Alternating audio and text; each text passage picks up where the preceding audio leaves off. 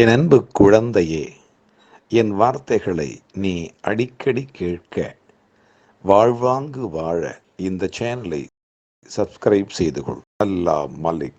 ஓம் சாய்ராம், ஓம் சாய்ராம், ஜெய் சாய்ராம்.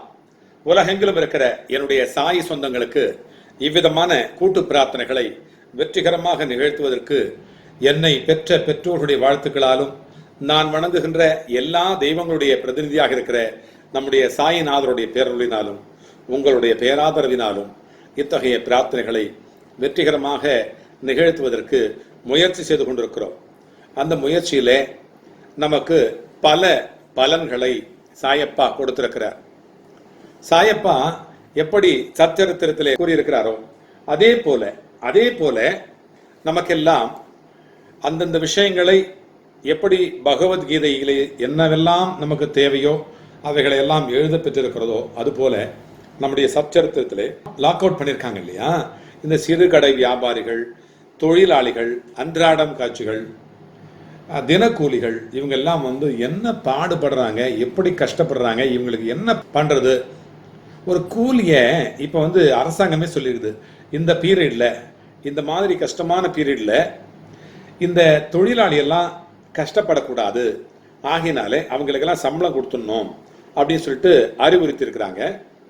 அதனால இந்த முதலாளிகளும் கூட அது அவங்களுக்கும் கஷ்டம்தான். ஏன்னா அவங்களுக்கு முதலீடு இருக்குது, அப்புறம் வாங்கி வச்சிருக்கிற சரக்கு அது விற்கணும், அல்லது அதை மேனிப்புலேட் பண்ணணும், எல்லாம் பண்ணி நம்ம வெளியில் அனுப்பணும் இல்லையா, அல்லது விற்கப்படணும், ஏதாவது செய்யணும். அப்போ தான் அவங்களுக்கு லாபம் வரும். அதன் பிறகு தான் நமக்கு சம்பளத்தை தர முடியும். அவங்களுக்கும் கஷ்டம் இருக்குது, கஷ்டம் இல்லாமல் இல்லை. எல்லா துறைகளிலும் கஷ்டம் இருக்குது. ஆனால் இந்த சாயப்பா லாக் அவுட் இருக்கக்கூடாது, லாக் அவுட்டே இல்லாமல் முதலாளிகள் லாபம் அடைவார்கள் அப்படின்னு சொல்லிட்டு ஒரு அத்தியாயத்தை சொல்லிக்கிறார். இந்த லாக் அவுட் சீக்கிரமா நமக்கு முடிவுக்கு வரும் அப்படின்னு சொல்லிக்கிறாரு. அத்தியாயம் சச்சரித்திரம், அத்தியாயம் 18-19. உழைப்புக்கு கூலி. உழைப்பு கூலினா நான் சொல்ல வர்றது இந்த கூலி தொழிலாளி இருக்காங்களே அவங்களுக்கு மட்டும் இல்லை, அவங்க ரொம்ப ரொம்ப கஷ்டப்படுறவங்க, அதை விட கஷ்டப்படுறவங்க, முதல் வச்சவங்க, இவங்க எல்லாம். ஸோ இவங்களுக்கெல்லாம் இந்த உழைப்புக்கு கூலி கிடைச்சே ஆகணும். இப்போ மருத்துவர்கள் கூட நமக்காக உழைக்கிறாங்க. அவங்களுக்கு என்ன கூலின்னா நம்ம எல்லாம் சரியாயிட்டு வீட்டுக்கு வரணும்.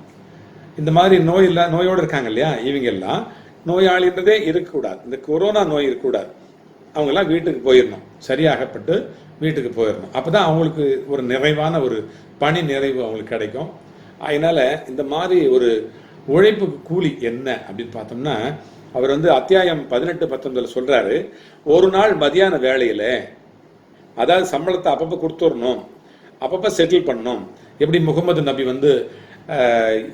சூரியன் மறைவதற்குள்ளாக அந்த தொழிலாளிக்கு அந்த ஊதியத்தை அவன் கையில் கொடுத்துடப்படணும் அப்படின்னு சொல்லிட்டு சொன்னார் இல்லையா. அந்த மாதிரி ஐயாவும் சொல்லிக்கிறார். இவரும் முகமது நபி மாதிரி தான், அந்த மாதிரி தான் வாழ்ந்துருக்கிறார். இயேசுநாதர் மாதிரி வாழ்ந்திருந்தார், நம்முடைய வள்ளலார் மாதிரி வாழ்ந்திருந்தார்.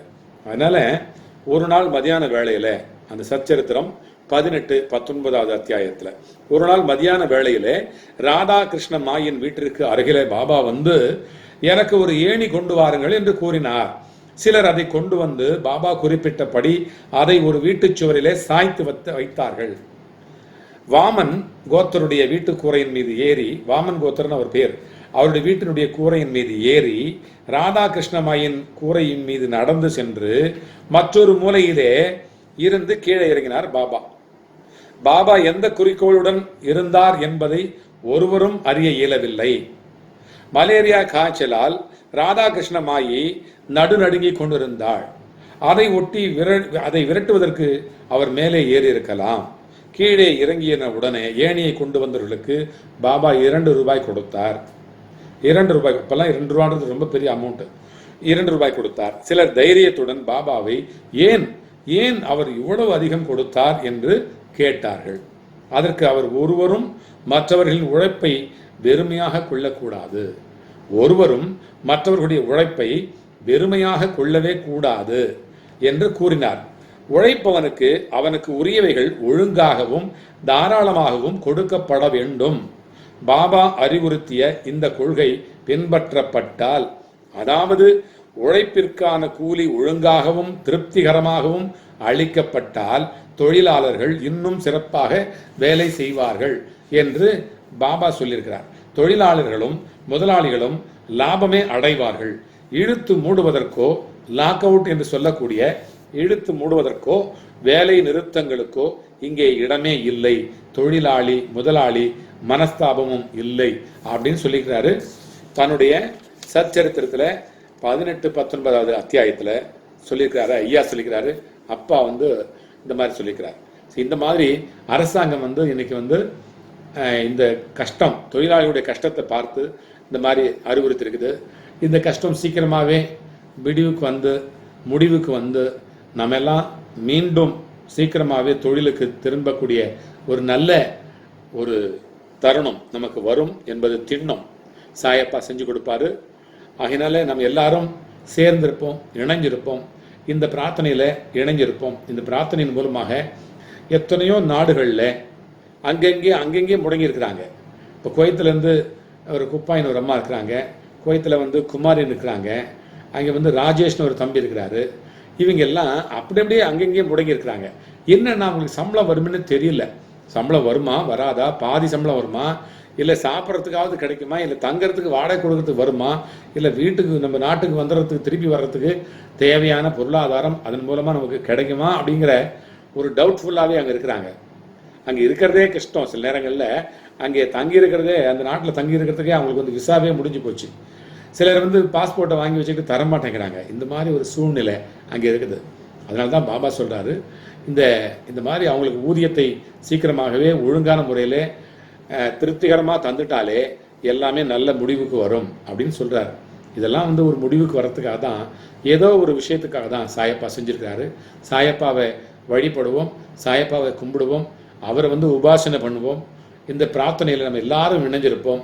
உலகத்தில் இருக்கிற எல்லா நாடுகளில் இருக்கிற எல்லா பிள்ளைகளும் இணைஞ்சிருப்போம். இதன் மூலமாக இந்த நோய், இந்த சீசன் சீக்கிரமாகவே முடிவுக்கு நம்ம எல்லாம் திரும்ப வேலைக்கு திரும்ப, நமக்கெல்லாம் திரும்ப ஆரோக்கியம் திரும்ப, நமக்கெல்லாம் திரும்ப மகிழ்ச்சி திரும்ப, நாம் எல்லோரும் பாபாவிடத்தில் திரும்பி அவரிடத்தில் வழிபடுவோம். வாழ்வு முழுவதும் நலமாக இருப்போம். பாபா தரிசனம், பாப விமோச்சனம், வியாழன் தரிசனம், விடியல் நிதர்சனம். வண்டலூர் வருபவர்கள் வலியெல்லாம் மறப்பார்கள். ஜெய் சாய்ராம், ஜெய் சாய்ராம். என் அன்பு குழந்தையே, என் வார்த்தைகளை நீ அடிக்கடி கேட்க, வாழ்வாங்கு வாழ இந்த சேனலை சப்ஸ்கிரைப் செய்து கொள். அல்லாஹ் மலிக்.